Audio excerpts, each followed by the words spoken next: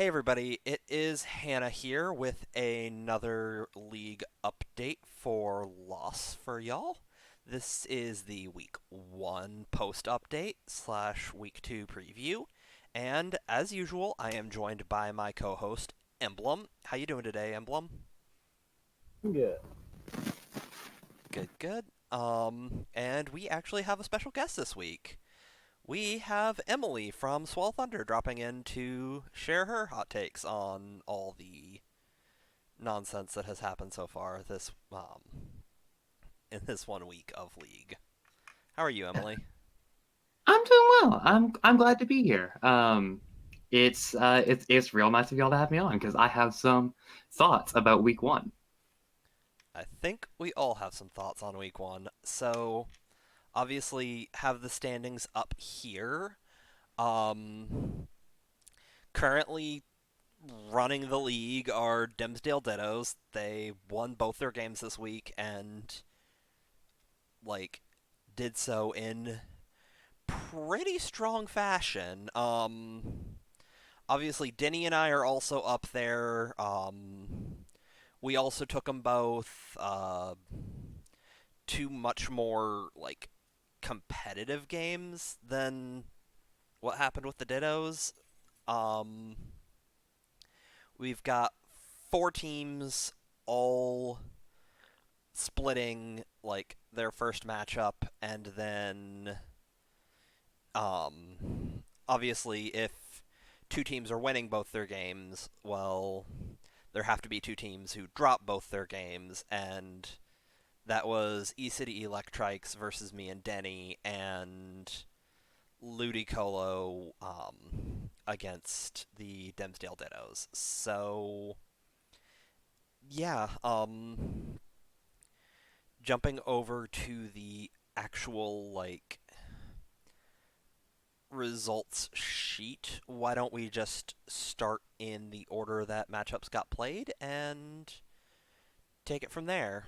So, first 2 games of the weekend, Zexian Emblem, Air Force Lily, um, Dittos versus Ludicolo. So, which of those games do y'all want to start with, and what do y'all have to say about those 2 matchups? Let's start with Zex versus Emblem, I think. Okay. Um, now, uh, no, I know both of these coaches, Zex and Ooze, going back a ways now. Hmm. We are in a different league together, and I actually invited them for the season of Lost. Okay. Yeah, so the Dimmsdale Dittos are in some way my fault. You did this. Um, um, and if I'm not wrong, I think Zaxxon Emblem was the first game of the season. Yes, that was the first game of the season. Um, like specific matches. Yeah. They were the first game that got played. Actually, in sort of an entertaining, like thing. This week was a sequence of first partner plays their game, second partner plays their game, and at no point was that interrupted. So Oh, that's true. Zex played Emblem immediately after Ooze played Lily. Then Denny played Optimistic immediately after I played Wes. Princess played Hats immediately after that. Roxa played Emperor, and then Sky faced Waffles, and the week ended with you playing Kira. So That is true. Wow, I didn't even catch that. yeah, that was just kind of an interesting little thing that happened. Doesn't really like mean Yeah. anything, It but doesn't mean anything. it's It's just just cool to think about. interesting. Yeah, it's just a really interesting coincidence. Yeah. So yeah, so what were y'all's thoughts about Zex's fight against Emblem. Being the person that Zekman fought against, I have to say that from what I can tell, he put a lot of prep into the team. He played really well with that team as well. Like, as far as prep stuff, like, first off, one thing that he said when we were discussing after the match, like, he specifically put enough bulk onto his Charizard in order to be able to take a Thunderbolt from my ended up paying off pretty big in the game because I'd switched Electric into each a thrower, I believe it was, or no, it was a Solar Beam because I had a lot of good things to beat a Solar Beam from the Mega card. Did it, and I clicked Thunderbolt. I was looking at the clock, like, oh, it has a chance to go, but he's prepared for that, so that was really good on his part. And then some other just small things like having a Scarf Lando out, basically everything. In the Hazebreaker Meteor on Legality, which already did its work to everything that I brought. Overall, he just put a lot of good stuff in it. Yeah, Absolutely. Haze Dragalge was that was one of the spicy techs of the week. That's Like the tech, man. that's the that's the real tech. You Yeah. don't need the haze to stop their setup. You just need the haze to reset your own Draco. Which Like, honestly, just Galaxy Braid. yeah.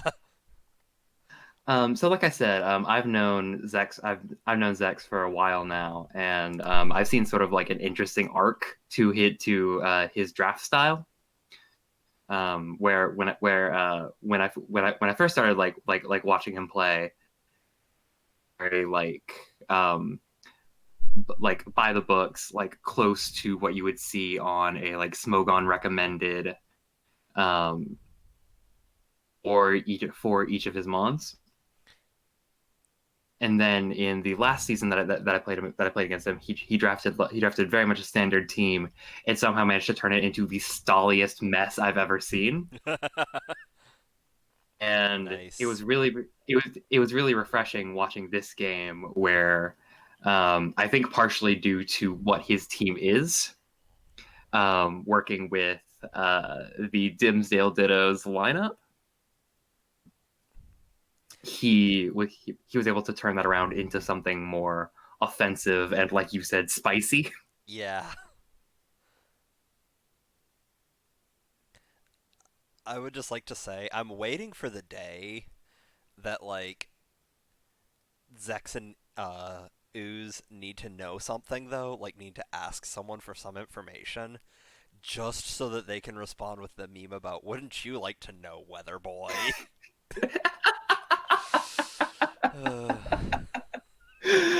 uh, um. So yeah. That was that was a really interesting match, and Zex brought some really neat stuff. I stand by my earlier assessment that the Dittos are the most threatening team in the entire league. I'm Yeah. afraid. I think we should all be afraid. I'm afraid this week. Um,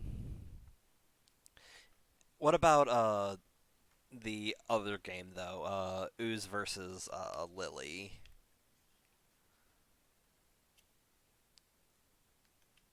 Like that game was fairly lopsided in my recollection. Yeah. Like don't remember the exact circumstances under which the one knockout happened, but it was very much a case of Ooze went for the sleeper hold really early, and Lily just kind of wrestled it, but eventually she just could not help but like pass out to Yeah. the like it was not a real fun match to watch. Yeah. Um, Looking at the team and how that went down, thing that I was discussing with William when prepping is, at least from what I saw, Nihilego was probably the biggest threat that we had left. It was able to solidly hit everything that they could possibly bring, and that held true for basically the team that got brought. And so, looking back to things, like losing Nihilego without doing a lot of damage to the opposing team, I think was one really the final nail in the coffin for Lily, because from there, what everything that was left was like wasn't quite strong enough to do what the Dittos had. Yeah, that was definitely that was a like rough point for that one. If you look at the Dimmsdale's lineup, like I feel like rain is their strongest weather. Yeah, Like it's it's what they just have the most mons for. Like this, like looking at this team, like this isn't that far from like a standard rain team. yeah. I think just to pop over to their lineup. Yeah, rain is easily their strongest weather, followed pretty closely though by sand. Yeah. Like I feel like after having seen this and looking at their lineup, probably what we're going to see a lot of is they'll have one modal rain team and one sand team, Yeah. and then they will supplement like predominantly supplement mostly sand with sun and rain with hail, just because Yeah. they can't really partner sun and rain together because sun and rain are where their two megas are. Right.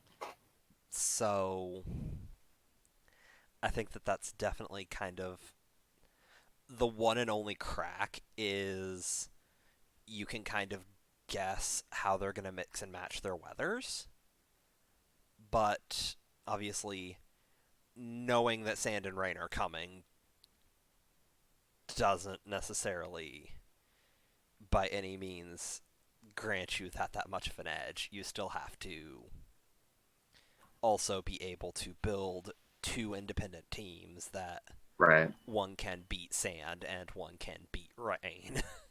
And that's going to be a tall task for basically everybody. Then also, if you do try to do that, build one team for sand and one team for rain. Like if you bring the sand team first battle and they bring their rain team, well then you're just going to get absolutely annihilated. Yeah. Yeah, Also be able to build a team that can deal with both sand and rain yeah, and experience extraordinary. yeah. Like, unless they start to show a specific tell of, like, one of them trending towards one weather and one trending towards the other, this team is gonna probably, like, I could easily see them probably out of 14 individual games they're gonna play. I would not be surprised if they pick up 12. Yeah. And yeah, like knowing these coaches from my previous interactions with them, um, they are memers, but they are smart memers.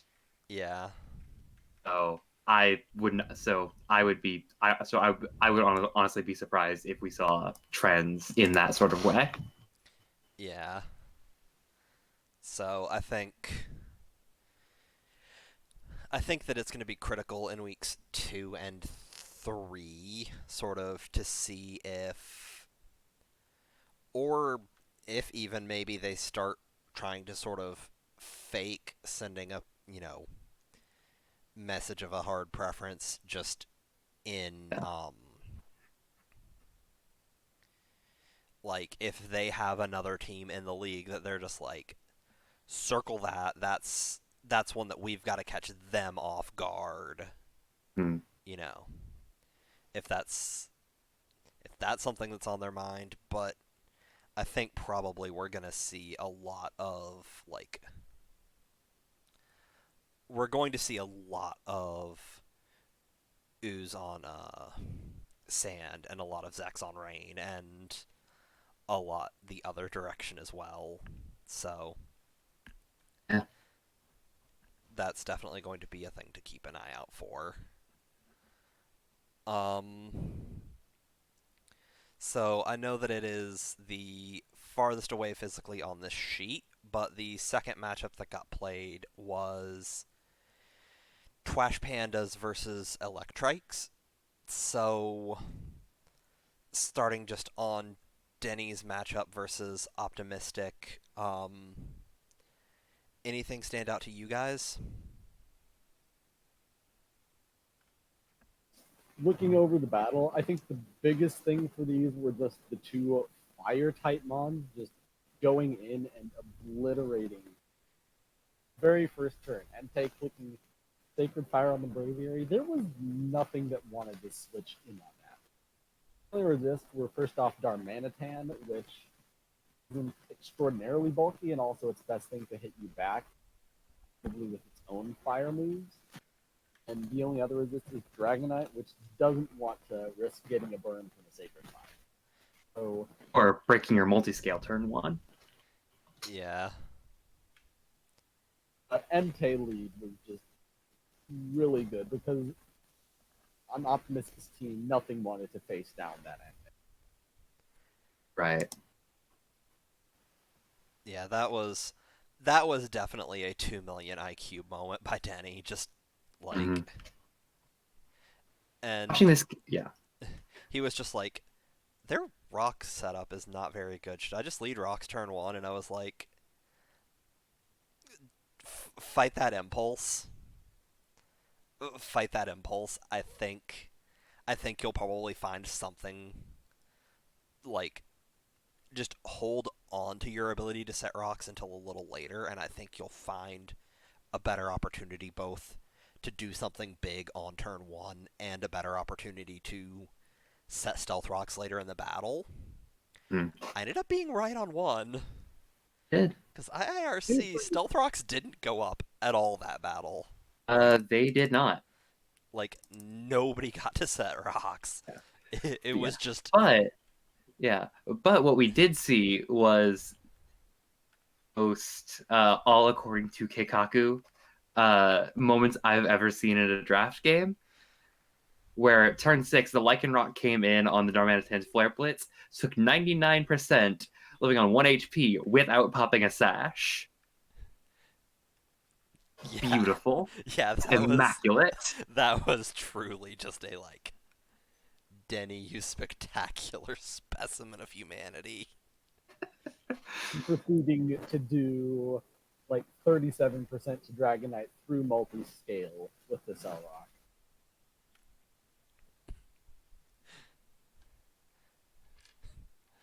And It then got that last hurrah. yeah.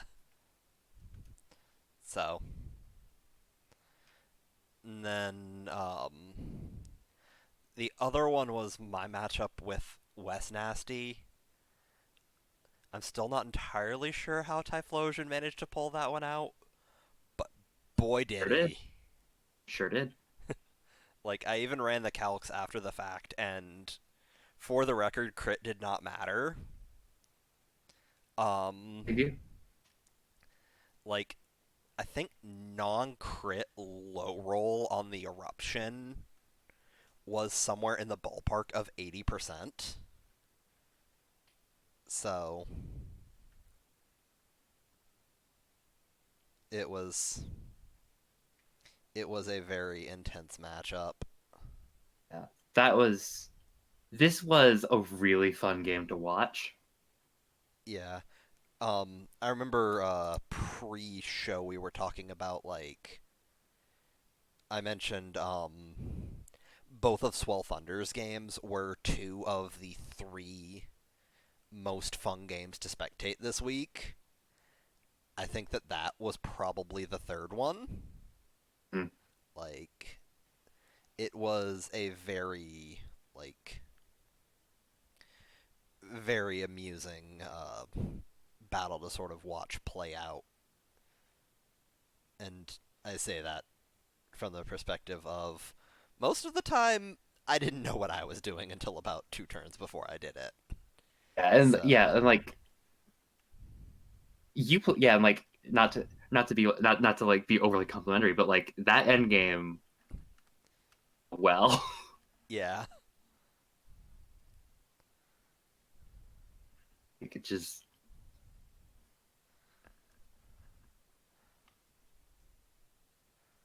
Like, I'm actually trying to remember where the game actually, like, broke in my favor. I'm gonna just pull that up on screen real quick and music Think like just the on. thing was when Silvally took down Vaporeon, nothing that was left was able to handle. Yeah, it was. I think the real breaking point was when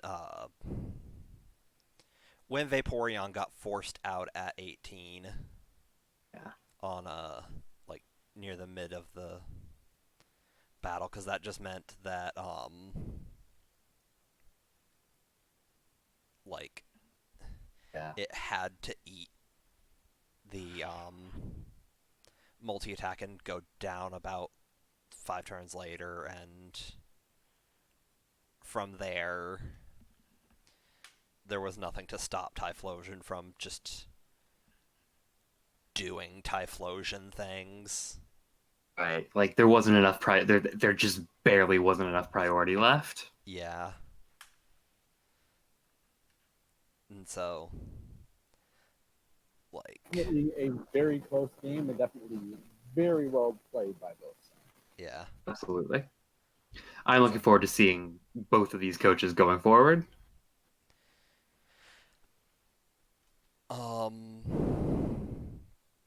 so yeah. Then, Moonlight, Magearna, Babylonian, Beedrill, um, Princess versus Hatsworth. Don't remember that much of that battle, other than Hats had a couple of Pokemon to just really go off, as I recall. Yeah.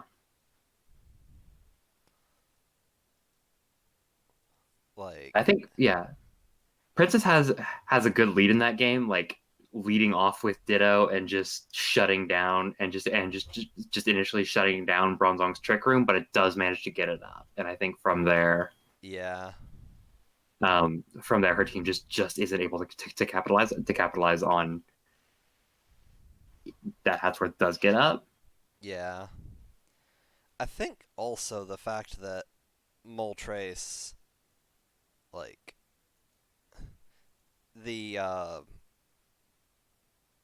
Moltres coming in on Ice Punch was definitely a pretty painful moment for Yeah. Princess, because it's like Moltres comes in on Ice Punch, drops low enough that the freeze doesn't matter. The follow up Mach Punch picks it up, Right. and then it's just the fact that really looking at it, that match was only as close as it was because Blastoise managed to come in and just sort of have free reign to do whatever it Yeah. wanted for a few turns. Yeah. Blastoise does wreck some shop here. Yeah, and Yeah. like, Unfortunately, she just didn't have an answer for that Conkeldurr. yeah, Conkeldurr just kind of got to play its own game, and Yeah. but then you move on to the other matchup, or like the other battle from this matchup, and Roxa versus Emperor is basically the same story played back, but this time it's the Magearnas who are getting to write how things are going, and this was sort of just Celesteela is unbreakable. Mhm. Like, I think just like looking at the second battle, just looking at the starting teams, it's pick one side over the other. Just 'cause, like one side has Celesteela, an Aza, Victini. Their side, like, was really just all of the lower tier Mondos. Have a hard hitting Mega Camera, and then only the other, like nothing on the team was really fast, and like none of them outside camera hit extraordinarily hard. And then you do have Coppergreaves as a trick room center, but still, there's a lot of strong things that they're done. Yeah. Nothing really to even try and break Celesteela except for the Camerupt, and 9 times out of 10, Celesteela is going to beat is gonna beat a Camerupt. yeah. When camera switch in Celesteela just click Earthquake at that point, there wasn't really that much that could bring the Celesteela. Yeah. Things Yeah. left on the team really had the sheer power. Yeah, like as soon as you see the swap out into Camerupt and that the response click was Earthquake, it's just like, good night, sweet prince. Mm. And This, then and then also to even further hammer home the point of there wasn't much that could be done. Like, really, this team was a trick room team. The trick room setter was Coppergreaves, and Coppergreaves point on oh, like a Pangoro, a Gramble, a Gastrodon, and it's going to be a team for Legend. I'm sorry, Emblem, you cut out around the time that you were saying that Cofagrigus was the setter.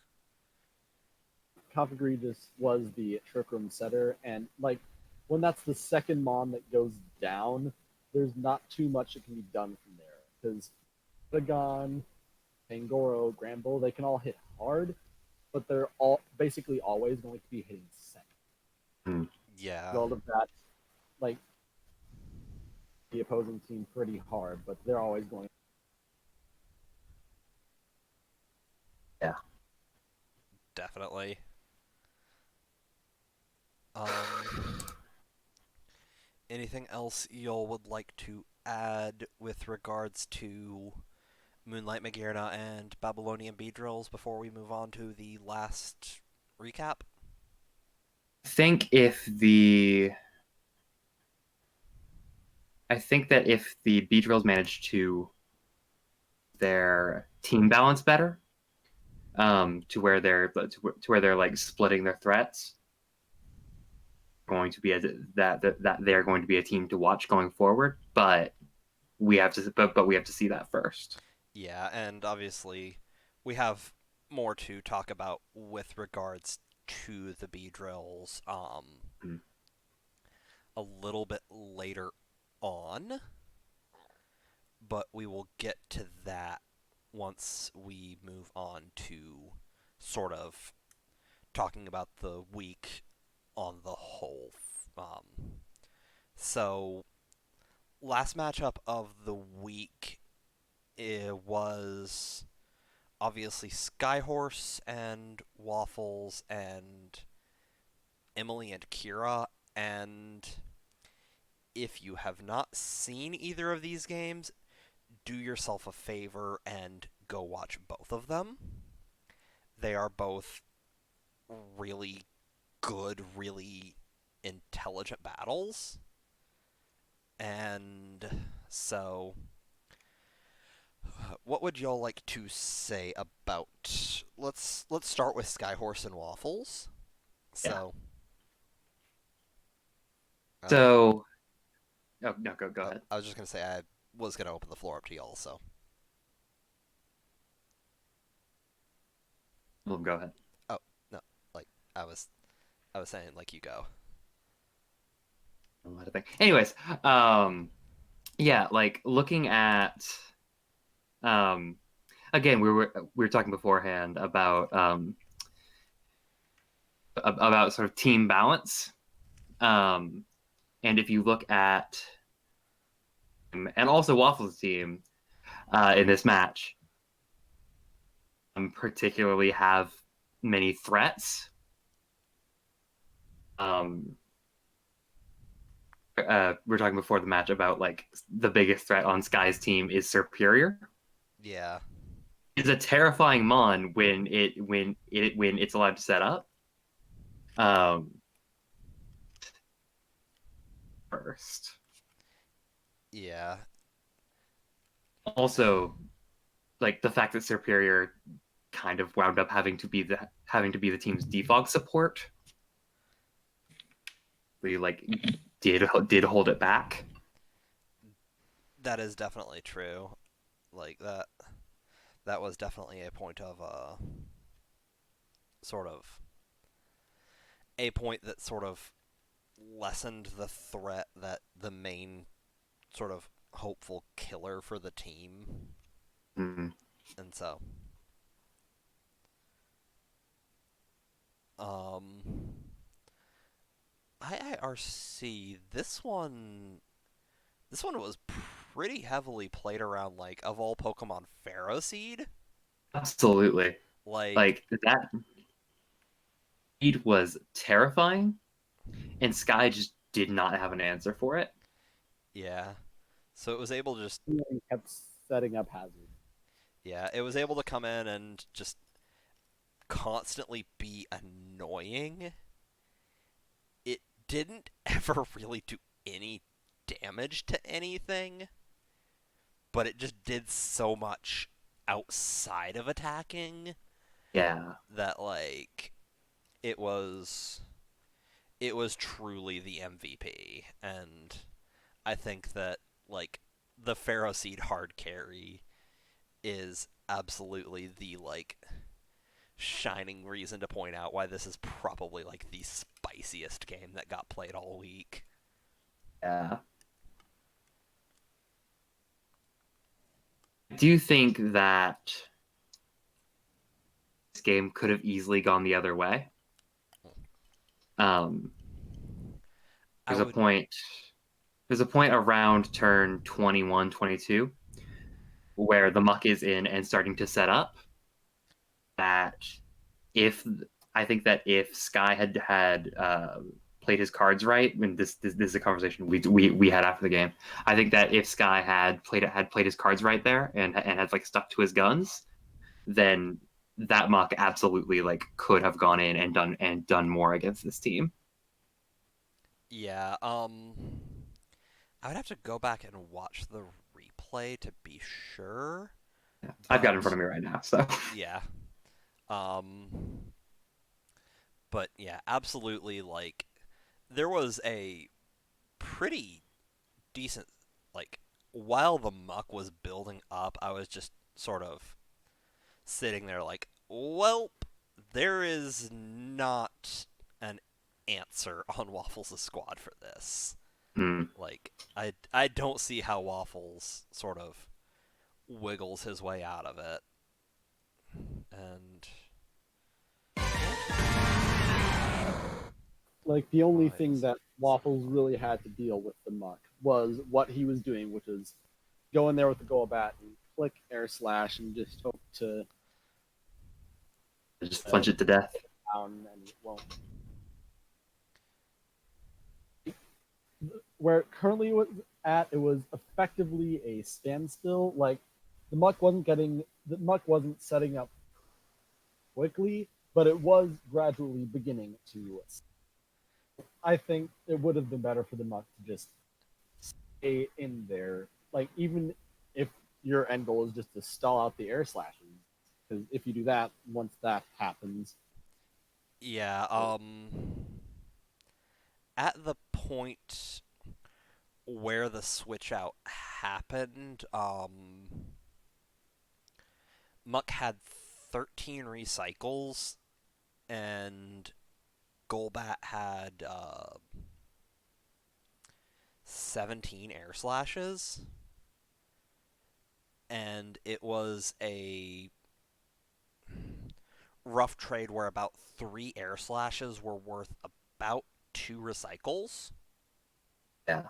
Um, I think the counter argument there is a universe where Sky goes for a recycle to try and stall out the air slash, gets the unlucky flinch, and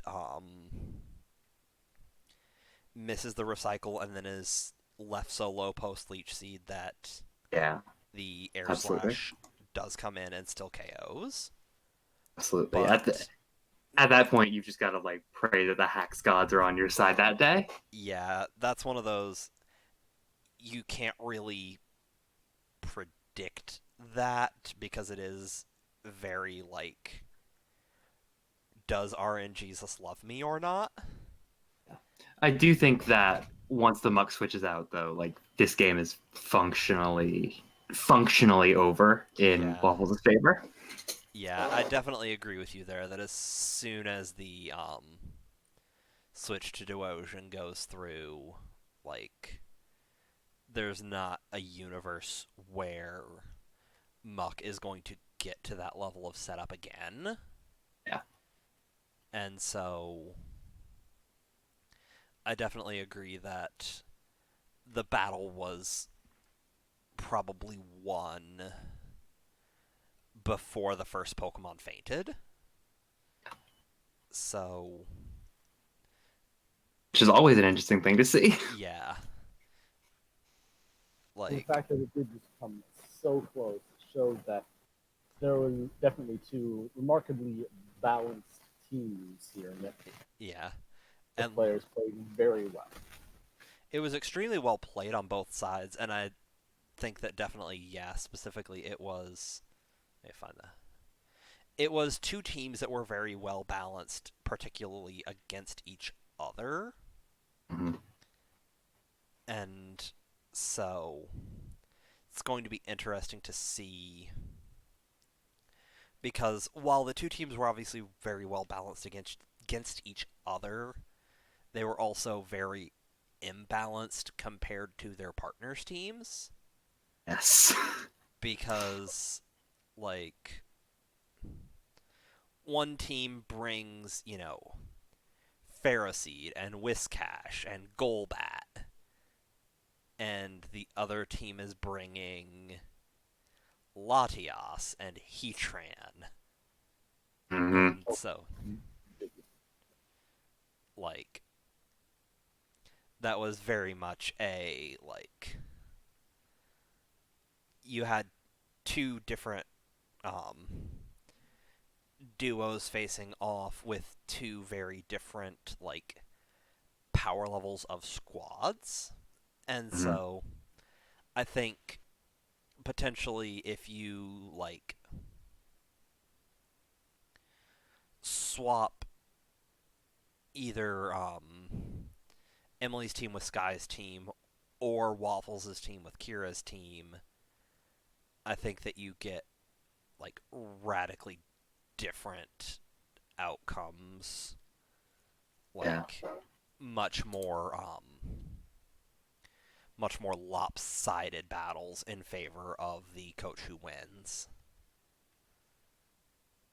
So, Speaking of, speaking of, moving on to the last matchup of the week with Emily taking on Kira. That was definitely a game of Pokemon that that took was place. that was probably the most intense game I've ever played in the draft format. Yeah, that was. I believe you were describing it in chat after the game was done as, how in, like, playing through the regular games you can do Pokemon Me and your Pokemon will hold on at 1 HP, just because they love you, not because they have a focus sash or anything. And Just top it out at 1 HP because they care so much. yeah, and like, Just 3 or 4 times in this match. yeah, like, on both sides. yeah, there were lots of Pokemon that were just gritting it out on a sliver of health, and then firing back, and it was pretty intense. Absolutely. Like, It is buck wild to me watch it like watching the replay back that this match is 25 turns. yeah, Because it feels like it took a year to play. yeah, It's like, like, yeah. And like it's especially impressive considering the fact that like as I mentioned in chat afterwards, like this was Kira's first draft battle. yeah. And I think that sort of also is the sort of that's the beautiful thing about this format is like you can have people coming in who have never actually done a draft league before, but because they're partnered up with someone who's very experienced, like they can potentially have a much stronger team Yeah. than they normally might hope. Yeah. And they can hold their own against against coaches with much more experience. Yeah. Like Is the it's story of this last battle. yeah, that is absolutely the story of the battle is like it's very much this season is going to be a lot about like coaches also being able to like grow the strengths of their teammates and like potentially help them improve. So I think that's definitely going to be something to really look forward to. Is like, you know, some of the newer coaches, how do they like grow as the league goes? So moving on to sort of overall trends from week one, what stood out to y'all as just like, wow, that sure is a thing that week one tells us? Would say that the one thing that I noticed is outside of the battle that I was in, me versus Zexion, and this may just be because that was the only battle I was a participant in. Didn't see that many instances of like specifically prepping, more just build your team, make your team as strong as it can what the other guys are going to bring. Yeah, I know that definitely that was at least for week one, Denny and my mentality, or Denny's and my mentality was we don't know where things are going to go. Even if we know that a thing is coming, we don't know where it's going to be. So it's kind of pointless, at least in week one, to try and, you know, predict, oh, well, my Golisopod needs to be ready for Darmanitan, because then that sets you up for the situation of, well, Golisopod prep for Darmanitan, and there was no Darmanitan there to deal with. So I think that's half true for my observations. I think that's half true. After you have that first battle, right? yeah, Like after your partner plays, then you're left to bring from your 12 against six Pokemon from their 12, and that's just a regular. That's just preparing for a regular draft battle. Right. That is absolutely true. Um, and so like I will go ahead and share that like there were a couple of situations where we made like adjustments to my team for Wes um after having known what Optimistic brought. Like I probably would not have had Flame Charge on Sil Valley if not for having seen um and knowing that I was going to be up against a bunch of steel out of Wes, but at the same time, it's one of those specifically for the first battles. Right. That was definitely a like you just kind of have to put on blinders and prep in a vacuum. So I think also, and this might be, but I think you saw like offensive um, teams than I was anticipating.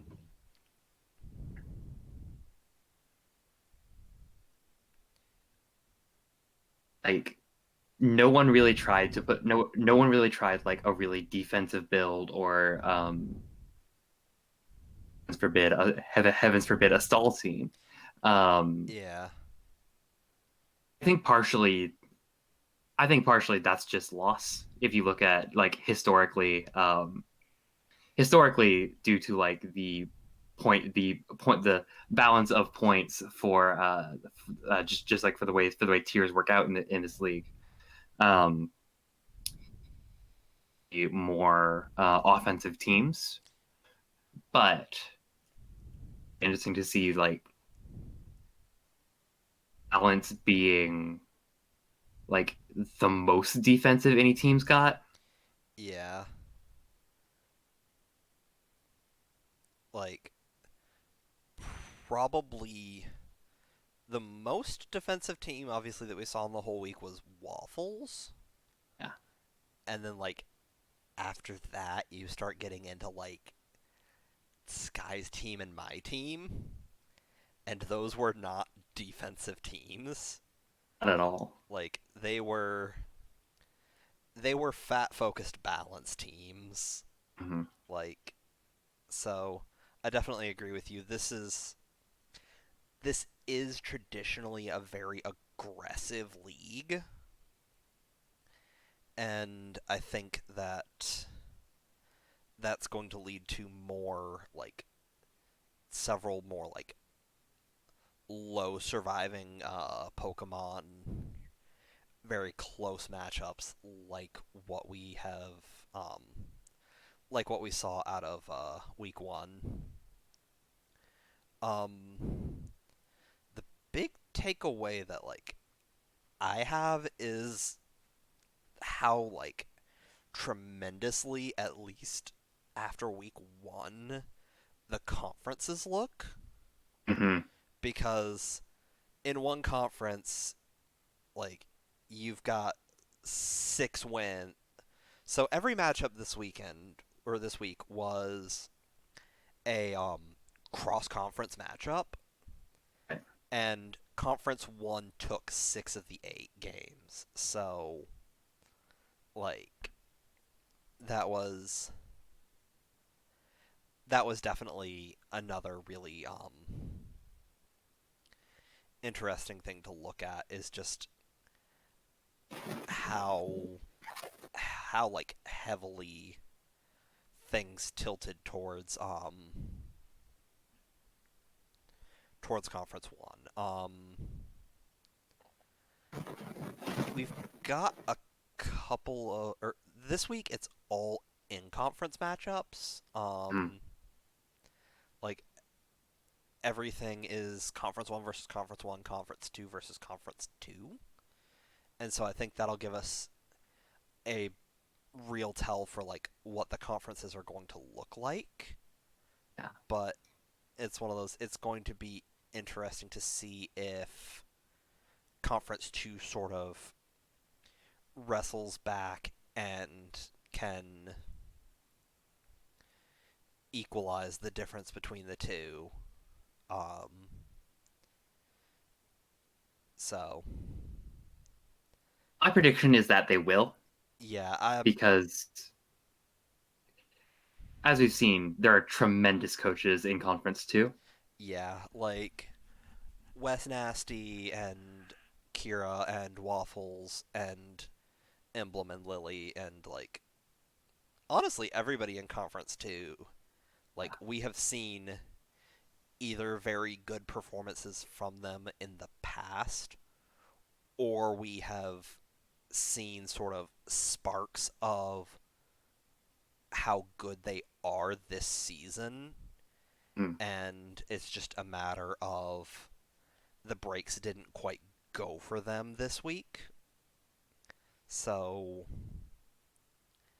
I think that things will look much more equal across the two going into like by the end of week 7. I think the cross conference record it might bias a little towards conference 1 just because of how threatening the Dimmsdale Dittos are in particular, Right. and like having one conference be particularly top heavy is definitely going to be like potentially a difference maker, but we'll just sort of see how that plays out. Especially considering that like the Dittos play the Swell Thunder this week, which are currently the lowest ranked team in Conference 1. Yeah, So Sky and I managed to win against Ooze and Zex, then like going into week 3, this conference looks completely different. yeah, definitely. Like there is a lot of opportunity for like shakeups in the conferences themselves because like um you also sort of had probably the like a lot of the cross conference matchups I feel like were pretty well balanced. Going into the season, I sort of tapped Lilycove Ludicolo by a narrow margin to be the best team in Conference 2, Hmm. but they also ran up against the team that I think most people would probably have picked to be the best team in Conference 1 out of the Dittos. And so, like, with the fact that they have, like, Kira and Waffles this week, that's another case where, like, I feel like the 0-2 was very deceptive, and I would not be at all surprised to see sort of Conference 2 land on its ear and suddenly the bottom two teams in the Electrikes and the Ludicolos actually just immediately take over the top two spots just because of the nature of the low sample size, Yeah. sort of looking at just post week 1. So, anything else y'all would like to weigh in about like general league trends before we look towards sort of next week? I think I've said my piece. Okay. Heard everything pretty well. Okay. So, I'm going to go ahead and cover next week in order that it's on the schedule. So, first matchup of next week, you've got Swell Thunder taking on the Dimmsdale Dittos.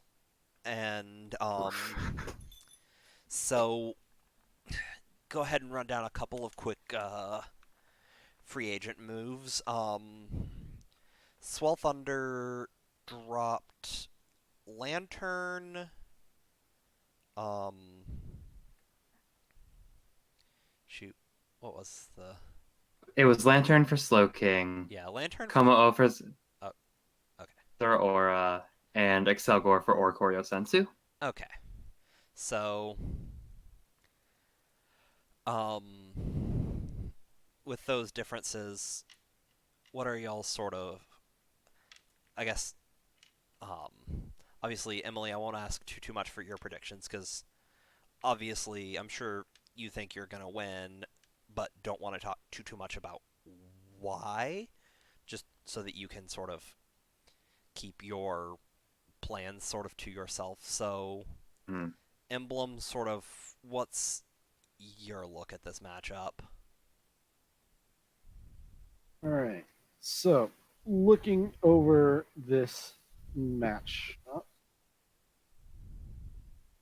of course, the biggest player here is going to be weather, but I think, like as we discussed before, really the two biggest weathers that the Dittos have are sand. I think the Swell Thunder actually has some pretty good answers for those and some ways on their own team to abuse those weathers. So, like with sand, you've got a Mega Steelix that can just come in and completely abuse any sand that's there, and it will hit absurdly hard. And then there's also things like Landorus Therian, which should be able to wall a lot of sand on. Of rain, like you've got Tapu Koko and Tapu Bulu, which hit like trucks, and together are able to basically just destroy any sand mons that you rain mons that you may encounter. So I think that the Swell Thunder actually have a decently good matchup against the Ditto. Yeah, I absolutely agree. I think it looks pretty favorable, just like looking at the sort of suite of answers against Sand and Rain that the Swell Thunder have. I think it looks a lot better if you can create a universe where Tapu Koko is catching the rain side. Like, I think if Tapu Koko is the one, like, if you see Politoed on your matchup screen for Swell Thunder and you've got Tapu Koko, you immediately start celebrating because, like, that's Tapu Koko is so strong in rain. Um, I think that Tapu Koko probably it won't struggle too much in sand, but it just has the opportunity to run so wild in rain if it is given the opportunity. And likewise, in sand, Tapu Bulu is going to have just the grandest of old times, as well as I think probably Landorus Therian would rather catch sand. Um, Obviously, like all these Pokemon match up really well into either. The only case where like one Pokemon really wants to see one weather and not see the other weather at all is I think that Steelix probably is just the happiest Pokemon in the universe to see sand and dies a little inside when it sees rain. But at the same time, like, Gallade is also really happy to see sand just because of, like, what Gallade can do in particular to Tyranitar and Stoutland. So, yeah, I think that definitely,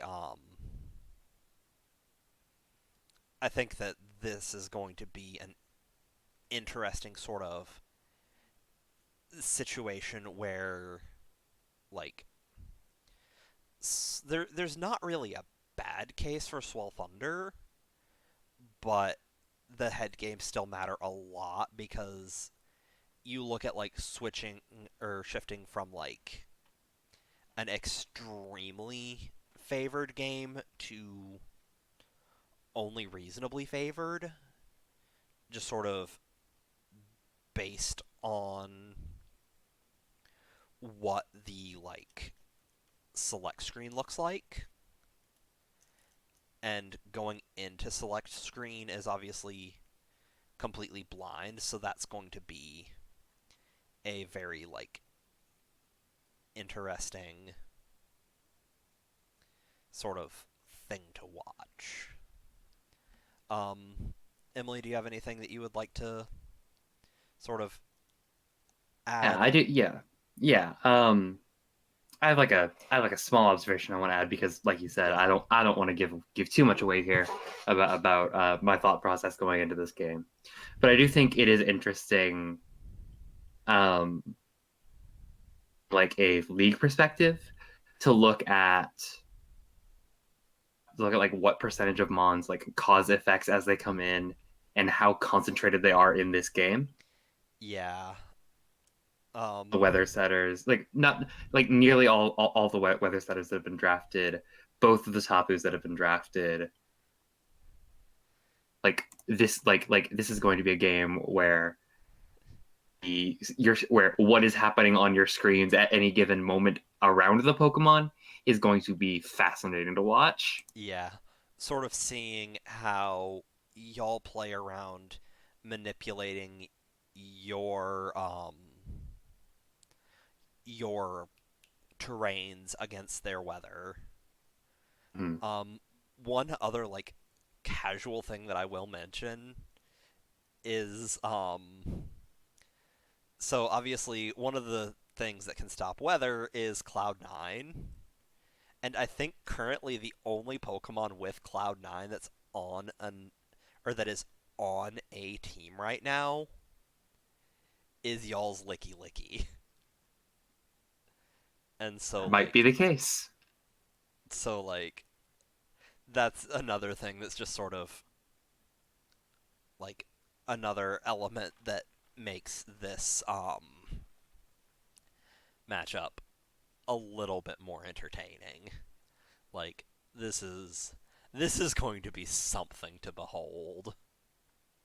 I'm Would so excited. definitely, Yeah. I would definitely argue that the Dittos are probably going to have one of their toughest matchups this week, just because really all of the Swell Thunder's best mons just happen to rate at least half of the. Yeah, I definitely agree with you. I think that this is probably the toughest test that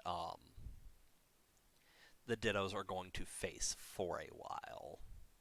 So it's it's going to be really fun to watch.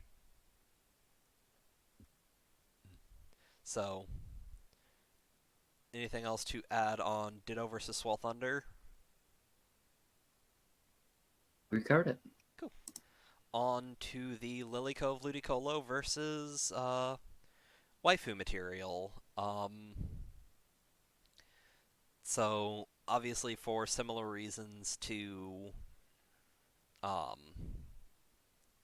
why Emily didn't talk too much about the matchup for or about her matchup against Dittos. Obviously, Emblem, I'm sure that you want to keep most of your thoughts to yourself.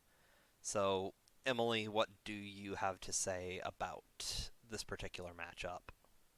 Yeah, so I think that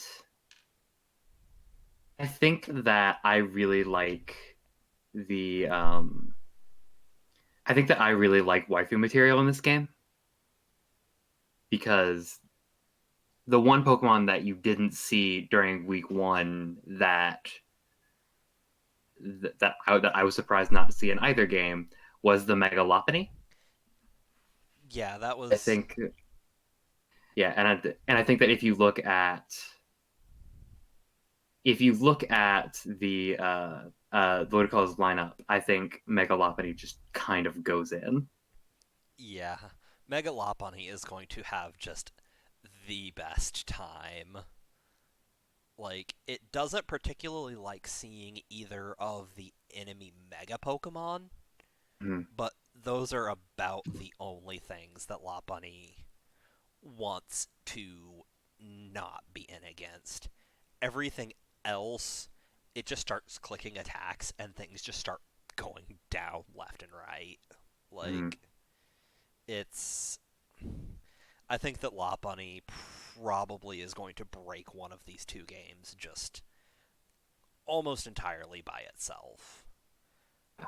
Like, unless Emblem and Lily have something really clever in their hat, which also would really not be a surprise for me because, like, historically, Lily has been probably,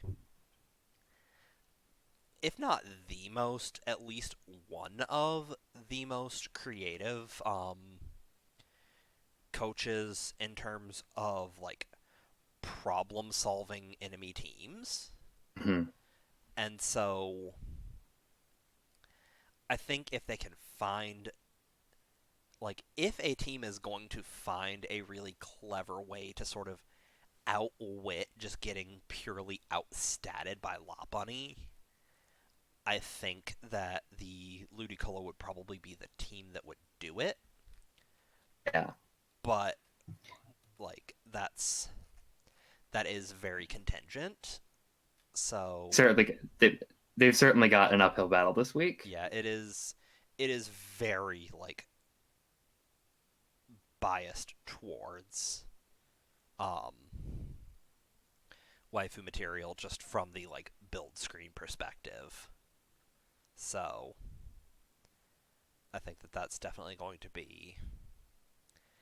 I think that the battle that Lopunny doesn't come to has potential to be much more interesting just on the grounds that, like, waifu material doesn't have that many offensive threats. Like, they have Lopunny and Heatran and to a certain extent Latias, but then, like, everything else is sort of, you mostly pick it for utility and then just use attacks to get you there. Yeah, I will say that Pokemon like Kyurem and Crocodile like should never be counted out Yeah, that's fair. um, as offensive threats, with Scarf Kyurem and Specs Primarina in particular being like brutal Pokemon to have to break through. That is entirely fair. But your point is taken that like behind their first like half of their team, the uh, waifu material does struggle to bring threats. Yeah, so it's kind of, on the one hand, how do Lily and Emblem sort of creative problem solve Lopunny? On the other hand, how do Waffles and Kira sort of create threats out of sort of less offensively threatening Pokemon? Mm-hmm. So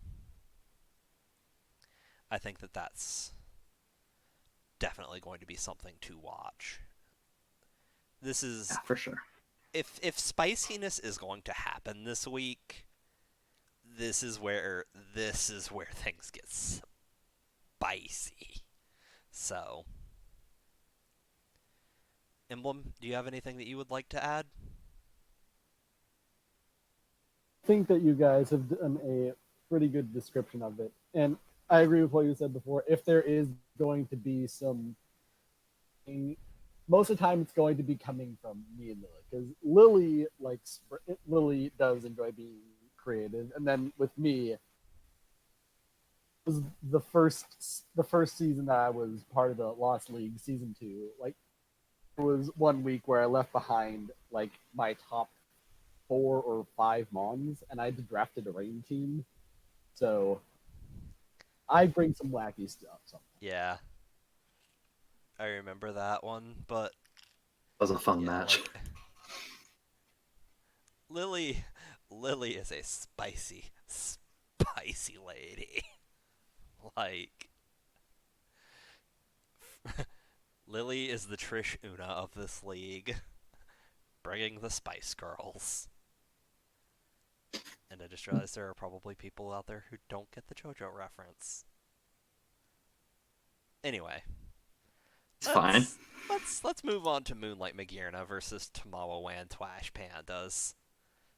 And this time it is my turn to not say anything, other than mentioning that we had 2 free agent moves of our own, dropping Tyrantrum and Togekiss, or no, dropping Either way. Drampa and Slurpuff to pick up Tyrantrum and Togekiss, while the Moonlight Magearnas dropped Delphox to pick up Whimsicott.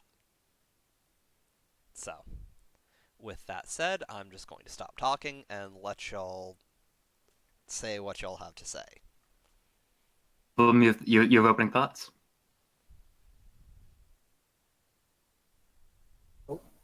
First off, just looking over the agent things, like in my mind at least, dropping Delphox was definitely a good move for the Gamma, because even though Delphox is a pretty good Mon, like you've already got a Victini and 3 other fire types. Yeah. I think shifting that up and getting Whimsicott will definitely help them out. A very big option that could possibly be brought in some of the upcoming.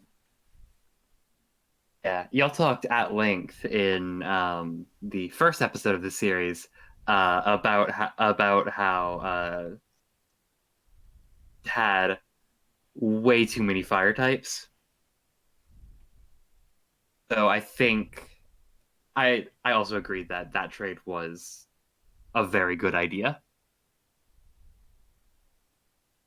Whimsicott is always an impressive mod in the draft format. So, anyhow, looking at this week, there's definitely a lot of mons on both sides that can. First off, looking at the newly picked up Tyrantrum, that thing, it everything on the everything on the Magearna's team except for Bastiodon, or at least neutral with its stabs, and then for Bastiodon, Tantrum's probably going to be running Earthquake. I mean, it's a great move. Yeah. And yeah, Earthquake or at least some sort of fighting move. Way, it's going to have the coverage to obliterate just about. Looking from the other side as well, there's like I'd say one thing that I'm interested to see how they use it again would be like any threats that are coming towards Magearna, they can easily just turn around and have go the other way. It's like for example that Tyrantrum. If you have a rock move, a dragon move, and a ground move, entirety of the Magearnas, but that's also going to destroy the entirety of the trash pan. So it's going to be interesting seeing how the Ditto is played with. Especially if, Tyrantrum only has to run 3 moves. Well, what if we make that third one like Dragon Dance? And then Ditto just comes in and eats and just steals all of your stat changes, and there it's now. So if those 2 Pokemon come in the same game, then the trash pan, very careful not to get counters. I think also, coming off of week 1, I feel like we saw just a lot of creativity from both of these teams. in the immaculate games that the Pandas played, and also in the Magearnas. Interesting choices with their team. Interesting and often like really really like smart. Like seeing how creative both of these, like all four of these coaches are, and then looking at the fact that one team has a Mew and one team has Celesteela, and both of those Pokemon are just like canvases in the team builder, where you can just basically do whatever the heck you want with either of them. So I'm really excited to see what each team makes out of those two mons in particular. Also, a sort of similar dynamic with Silvally and Ditto, because both of them can be like ability is pretty obvious just due to the fact that it becomes what you're. Valley as well is the ultimate customizable mon. So a lot of unique things and a lot of possibly specific things that can get brought this week.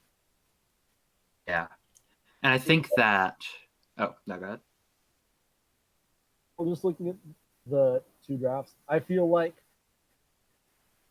matchup, if anything manages to get set up, there will be complete annihilation. Mm-hmm. And you've got things like Tyrantrum could set up and just annihilate. Possibly set up with a Lycanroc Dust and just destroy things. Then on the other side, you've got stuff like you could set up with a Blaziken. You could set up with a Volcarona, and then all of a sudden, everything just died. Yeah. Do you think that we had the conversation earlier about Denny having to fight the impulse to go for rocks early, and I think that this is a matchup where that impulse might serve him very well. There are a lot of rock weak mons and a lot of rock resistances actually on both sides of the field. So watching the hazard game this week is going to be very exciting.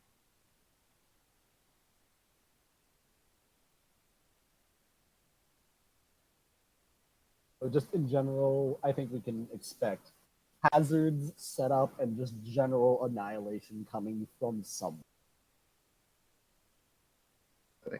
Absolutely. Any other thoughts? I would just like to add, yeah, this is going to be a like matchup where it's very swingy, like expect high differentials from whoever wins. And my only sort of thought I would like to add is I am very sad that Mew didn't get to see more play in our week 1 matchup. Because, like, I don't think Mew actually ever did anything against Optimistic. It just appeared on the team select screen, and then that was it. It was there. Sometimes it's all you get. So, that's definitely the other thing that I would like to add. So, last matchup is E-City Electrikes versus Babylonian Beedrill. This is actually one where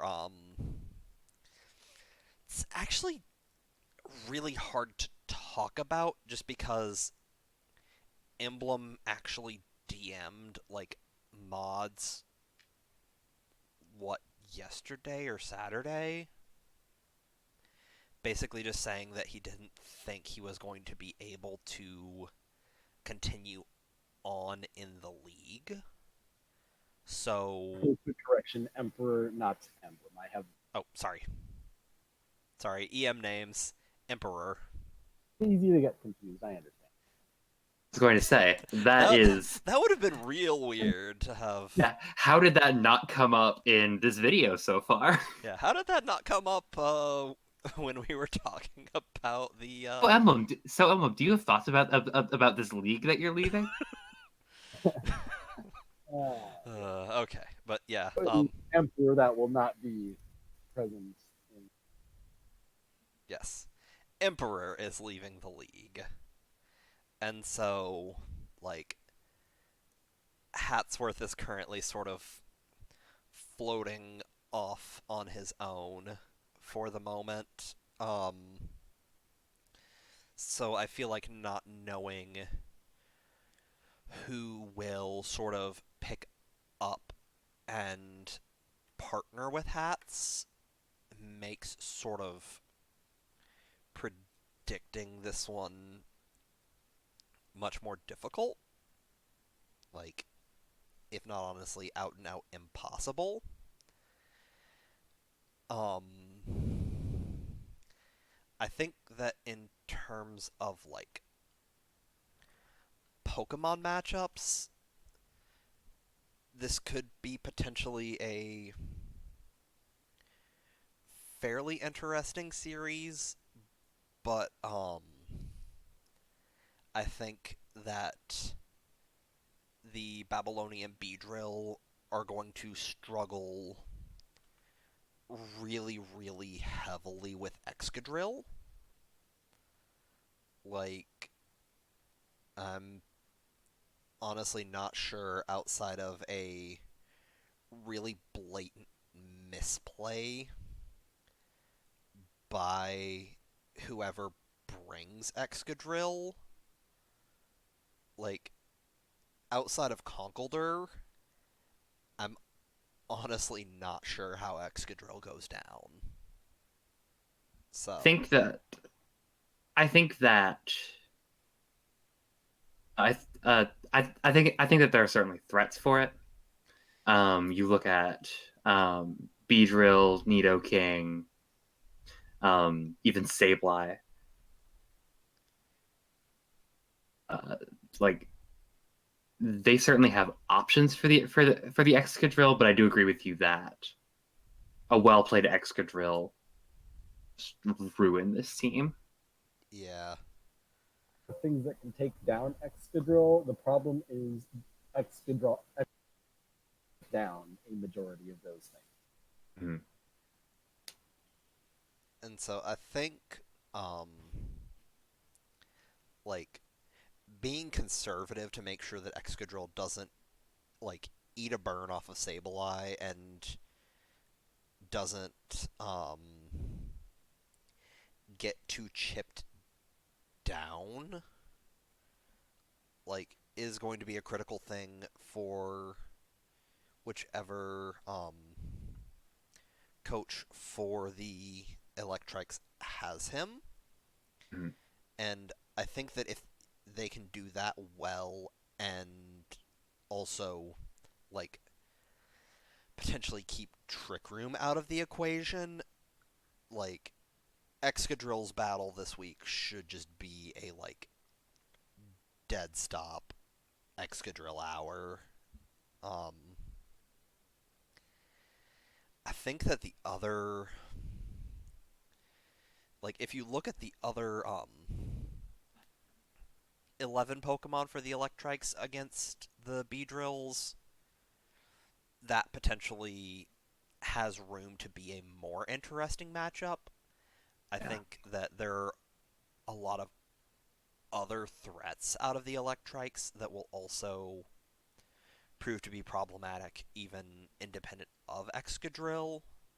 But I think that the second battle has a much better chance to potentially shake out in um, in the Beedrill's favor. It's just a question then of who is actually piloting that second team Right. to go against the Excadrill-less um, Electrikes. So, I think that looking at the Beedrills team, we talked with we talked about with Waifu material having a lack of threats, which the Beedrills do certainly have plenty of threats. They also have more like mid tier mons than any other team in the league. Yeah, absolutely. So that that offensive power is more spread out, which means week to week more like value per point off of the field because you have mons that you just that because you have more mid tier mons that you can't bring up against the Electrikes, looking at mons like Excadrill, Mega Gardevoir, Dragonite, Gengar, Darmanitan. I'm seeing Mega Caesar. I'm seeing a lot of heavy hitters from the Electrikes. Seeing those two things in stark contrast is, and I'm curious to see how the Beedrills work around that. Yeah, I actually want to pop over to the actual draft sheet. Um, so I know during the like post-draft thing, we discussed the statistic of must bring tier fives and downs. Mhm. Um, the Beedrill actually have sort of, in a weird way, the opposite problem. Like the Beedrill have three must excludes that are tier four and up. Like they only have three tier five Pokemon. So like while a lot of teams will be sitting on like for their six Pokemon, just as for an example, if the Swell Thunder opted to only bring their 12 most expensive Pokemon, then they're only benching like 220 points. Versus if the Babylonian Beedrill brought their 12 most expensive Pokemon and benched the rest, they're benching 210. Yeah, they're benching 480 points worth of Pokemon. So, Oof. like, their cap on a week to week basis, like, is actually kind of hamstrung a little bit by that. So, Right, which leads to the thing that we talked about in Defied in when we were talking about week one outcomes, where we were talking about an uneven distribution of threats between Emperor and Hatsworth. And I think what we're seeing there is that there aren't that many threats to go around. yeah, like if you're just even just looking at like tier 1 and tier 2 Pokemon, Mm. they only have a total of 5 from 1A, 1B, 2A, and 2B. Like, they have. Of their 18 Pokemon, 16 fall between tier 2B and tier 4. And so, like, that could potentially, like, be a struggle going forward for them. Just the fact that they have so few, like, really big Pokemon to sort of go out and give you like full hard carry performances. Of those five Pokemon, only one of them is tier one at all Yeah. in Clefable. So that I think that Hatsworth and need to uh, consider taking a look at their team and seeing if there is any if there is any more power to be wrought. Yeah. So that's definitely Or maybe I'm wrong, and they can surprise me and Yeah, pull it out with more middle of the road mons. yeah. I think that like it's definitely going to be interesting to see going forward because there really are like only three ways that this could go. Either they do make some major free agent changes, or they find really creative ways to like make threats out of things that are typically thought of as non-threats, Right. or they just kind of get trapped at the bottom of the table. Um, but I think that that is definitely going to be sort of the thing to watch for the Babylonian Beedrills. With regards to the Electrikes, I really think that it just comes down to Wes is a very experienced coach, and it's just going to be the story of how much can Wes help Optimistic grow in 7 weeks. Because, like, while I think that at a certain point, this league will probably just become about the best individual coach. Um, I don't think that that starts mattering until you start looking at like playoff series where you have to play Right. tiebreaker games, and one person can carry multiple games for themselves.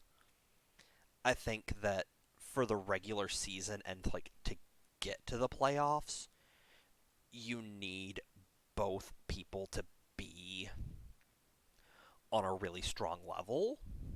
Mhm. And so with how inexperienced Optimistic is, I think that that's sort of seeing how much Wes can sort of accelerate his growth is going to be what's sort of really critical for the Electrikes, because obviously there are a decent handful of teams that do have other inexperienced coaches, and it's just, can Optimistic grow more and grow faster than those other less experienced coaches, like, to really um,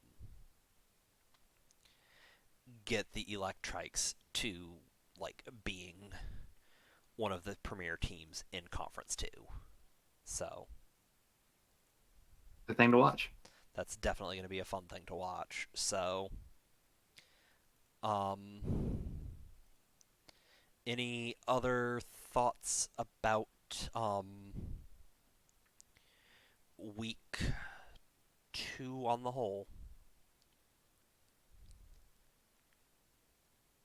I think this is where we're going to see the season start in earnest. The thing we've been talking about. Yeah. Um, I am. This is going to be the week where either where either the standings level out, see who is going to run away with the season. Okay. Emblem, do you have any thoughts? Just about everything. Okay.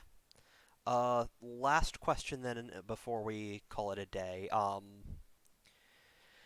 One matchup of the week that you want to tell people to go out and, if you're only going to watch 2 battles this week, what teams are you watching?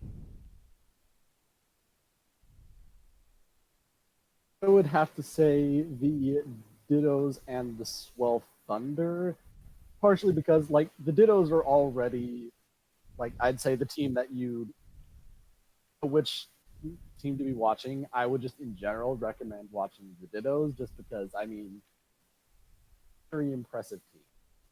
And also from what we've seen so far at least some pretty impressive And also, with this week in particular seeming to be probably one of the more difficult matchups for the Dittos, I'd say that's definitely two battles that people are going to want to watch. Okay. Emily, what's your pick for matchup of the week? I think my pick is the Moonlight Magearnas versus the Tomowwowwand Twash Pandas. Um, partially because I really wanted to say Tomowwowwand Twash Pandas. It's so Um, much fun to say. good. But also because, all of the reasons we discussed earlier, like, that is hard to pin down on paper at just like how much of a blank canvas so many of these mons are, and the fact that like both teams absolutely like have major threats for the other ones. So a hard hitting heavy pair of games, and I am excited to see how they pan out. Okay. Um, I am actually gonna circle the Lilycove Ludicolos versus Waifu material, just for the sort of reasoning that we discussed in their matchup about this is less a set of Pokemon battles and more a pair of exercises in creative problem solving. Just sort of seeing how the Ludicolo are going to deal with a Lopunny that should just be an absolute monster, and see sort of how the waifu material continue to grow and evolve and sort of make threats out of nowhere. I think that that's definitely going to be a thing to watch. So, um, yeah. So, thanks for being on the video, Emily. Do you have anything that you would like to plug before you go? I do, I do. So I have two things I want to plug here actually. Okay. First of all, I want to shout out another league that I'm doing, which is the International Battle League, Okay. about to start its fourth season, regular season. Um, is a really interesting league to watch. If you are excited about watching the matchups and some of the teams in this season, if the Dimmsdale Dittos, for example, have you impressed? If you're looking at Zexion, you're looking at Uzier, you're looking at Sky, you're looking at myself, and you're like, wow, I want to see what those coaches are capable of, maybe in a more like buttoned down league. Absolutely pay attention to that. As well as the always impressive Lost alumni, Rise of Darkrai. We are actually doing the draft for the fourth season of that league on Saturday, and I will talk to the mods and see if what we can do to promote that or get invites out. I probably should have done that before this, but and It if you will. don't feel like following, yeah, I don't know, go ahead. I was just going to say, if the link is not in the video on release, check back in a few days. I will update as soon as I get the link, if there is a link, and if there Yeah. isn't a link, I will update to tell you that a link's not coming. Yeah, and if there isn't a link, then you can still follow along with that league in some way, because I am going to be doing YouTube videos about it. I'm going to be doing team builders and videos for all of my own games, and probably giving my thoughts about doing something probably somewhat similar to this. And I will absolutely have a link to that channel for Hannah to put in the description of this video. /channel/ a long series of numbers, but this channel name is Tempest Emily, same as my handle.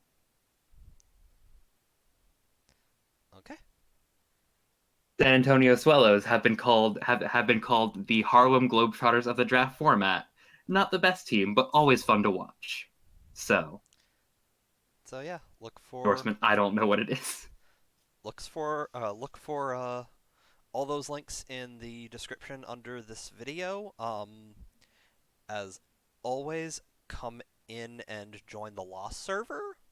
There will also be an invite link to that in the description. And yeah, thanks for dropping by and listening to us talk about all this.